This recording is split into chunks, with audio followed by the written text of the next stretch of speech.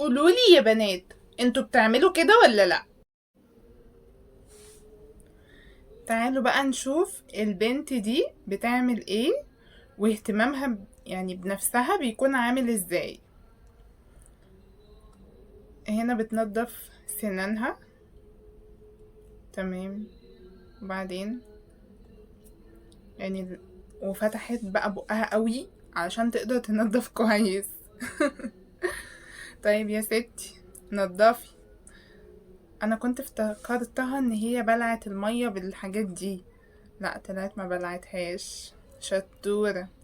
نخش بقى على فترة السكين كير. نشوف بقى الفقرة بتاعتها بتكون عاملة ازاي، وبتعمل ايه علشان تحافظ بقى على بشرتها، لاني اغلبهم بيكونوا بشرتهم حلوة وبتبقى تحسوها بيور كده زي الاطفال. فبيعجبني قوي بشرتهم بسبب كده، انه تحسوا البشرة بيور جدا كده زي بشرة الاطفال بالظبط. نضفي يا اختي وشخللي نفسك يا اختي. قولولي انتوا بتعملوا كده ولا لا؟ انا عن نفسي ما بعملش كل الكلام ده، يعني اللي هو السكين كير بتاعي حاجات بسيطة جدا والله العظيم. احنا مش محتاجين، احنا رباني. فيها ايه يا جماعة؟ مش لازم بشرتنا تبقى على طول بيور، عادي. في حبوب وماله ايه حباية. فيها ايه؟ حبي نفسك زي ما انتي.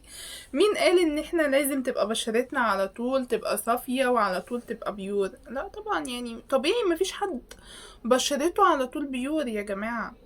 عادي، فيها ايه؟ انا بحب نفسي زي ما انا بعيوبي قبل مميزات، وبعشق عيوبي.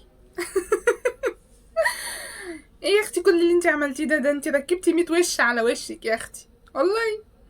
تعالي، تعالي شوفي السكين كير بتاعي بيبقى عامل ازاي. يا دوب انا برطب بشرتي كويس، يعني الترطيب مهم. وبحط فيتامين سي قبل ما بنام على وشي، بس كده سيرم فيتامين سي حلو قوي كده يا جماعة. مش لازم كل الكلام ده.